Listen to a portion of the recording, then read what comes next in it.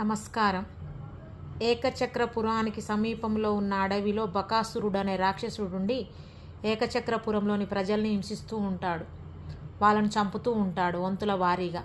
ఆ రోజు పంచపాండవులు తల్లితో కలిసిన ఇంటిలోని బ్రాహ్మణ కుమారుని వంతు వస్తుంది.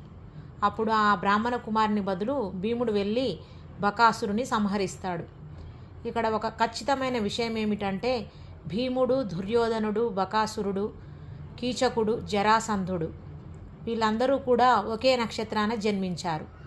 వీరిలో ఎవరైతే మొదటి వ్యక్తి రెండో వ్యక్తిని చంపుతారో వాళ్ళ చేతుల్లోనే మిగతా వాళ్ళందరూ చస్తారనేది ఆకాశవాణి చెప్పినటువంటి పలుకు.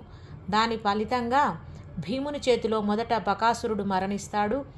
ఆ తర్వాత కీచకుడు, అదేవిధంగా జరాసంధుడు, చివరికి దుర్యోధనుడు మరణిస్తాడు. ధన్యవాదాలు.